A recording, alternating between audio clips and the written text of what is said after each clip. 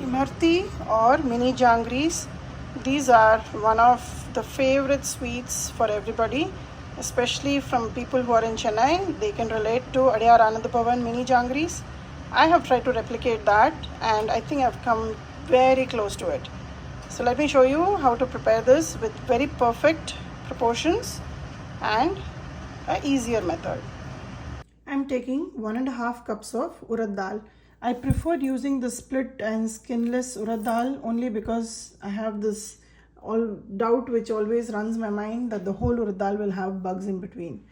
Especially when we live outside, these dals, they come packaged and they sit in the warehouse for a very long time. So on and off I've seen 1 or 2 bugs, so I prefer to use the skinless split urad dal. I'm going to wash it a couple of times till the water runs clear and soak it for 2 hours. The dal is ready to go. It is now going to soak. Along with this, I'm adding 1 tablespoonful of raw rice. This is going to give it the crispiness. The urad dal was soaking for about 2 hours now. I'm going to drain out all the water and grind it in my wet grinder into a smooth dough. Add very little water to get the machine running and make sure that it is a nice and smooth dough. In this vessel, I've taken about 3 full cups of sugar and I'm going to make sugar syrup.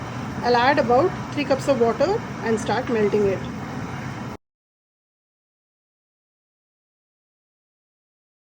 Add the food color. This is the orange food color, the very typical one for mini jangri, and mix it with the sugar syrup. I'm also going to add some food color in the batter so that it gives us the typical kesari color of mini jangri or even the regular jangri. This is not something that's optional unless you want to have brown color jangris. So I'm just going to do so that the outcome is perfect. The urad dal has ground really nice and smooth. You can see how soft it is, and it's not a very loose dough. It still is pretty good and tight where it can hold a shape. So I'm going to take it out in a big bowl. The sugar syrup has been boiling, and the trick to finding out the right time to stop it is take a little bit on the ladle, and as it drops, if it's dropping easily like a droplet, it's not ready. When the last drop from the ladle drops with a little bit of a string, that's when you know it's a 1 string consistency. And when it takes time and drops with a long string, that means it's a 2 string consistency. This is one way of checking it, and it's probably the easiest. The other one is a way, of course, you can touch between your 2 fingers and see if it's making a string, and I feel that's very dangerous when you're handling sugar. And the third, another easy way, is to drop it on top of a plate. If it holds its shape like a pearl, that's a perfect 2 string consistency.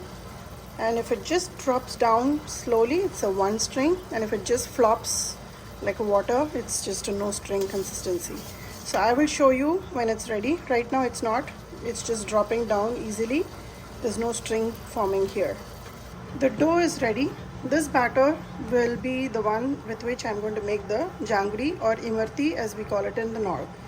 Now, to show you the consistency, you can see it's like a cloud right now. It easily holds the shape and falls like a plop, which is almost perfect.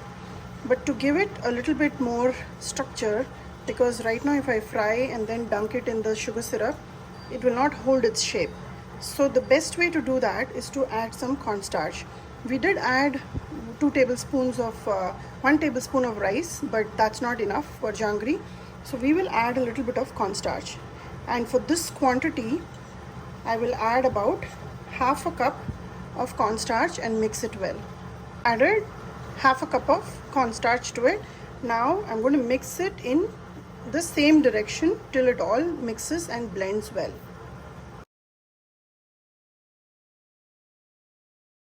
Besides the cornstarch, I'm also going to add a little bit of food color to this, only about 1/8 teaspoon, and mix it well. I have mixed the color and cornstarch, and this is the consistency we are looking at. This is almost like a whipped butter, nice whipped butter, and it should not fall down. It should nicely hold its shape. This is perfect to make imarti rao.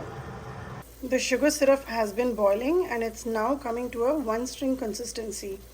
I want to take a moment here and show you how to see it.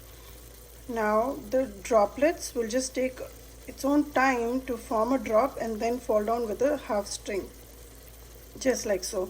That's a one string for you. And at this stage I'm going to go ahead and just squeeze probably half a teaspoon of lemon juice. This will keep the sugar from crystallizing and will not give that whitish residue which we normally see in the sweet shop. This will give you a nice glaze of the sugar syrup.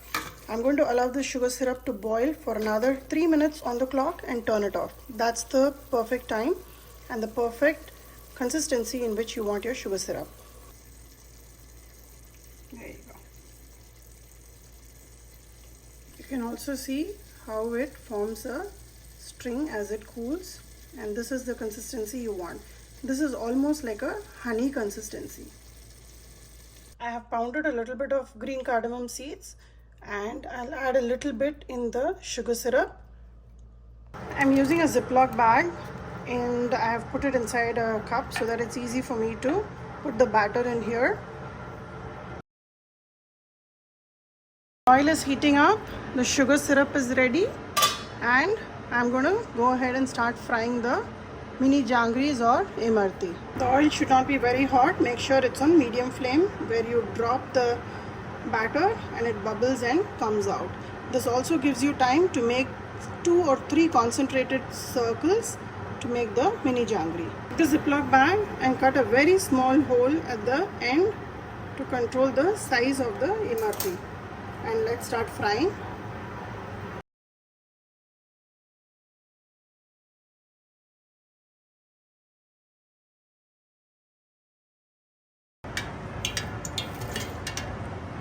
Let it soak for just about a minute or 2. It will soak in all the sugar syrup and you can quickly take it out. And that is your imarti. It takes a little bit of practice. You can see how quickly it is starting to soak the sugar syrup.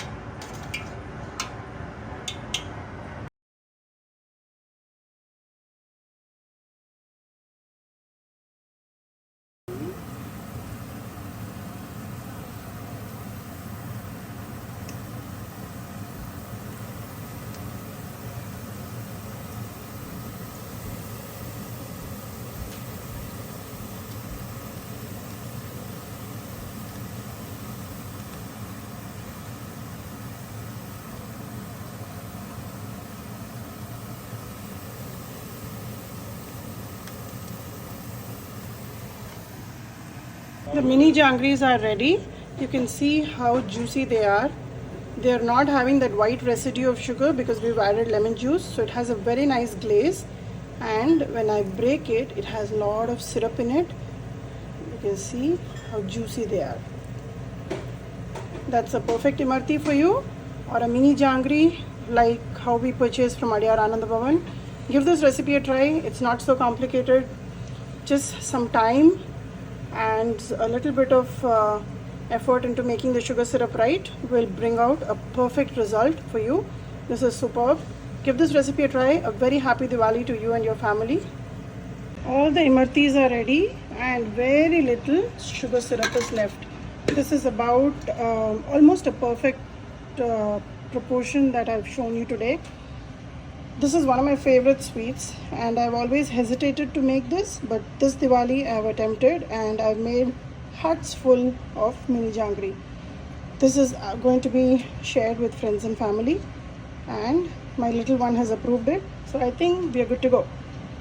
Enjoy this, prepare this, make sure you have a lot of time in hand when you have to do this. It took me almost an hour and a half to grind, prepare the syrup and finish frying each batch.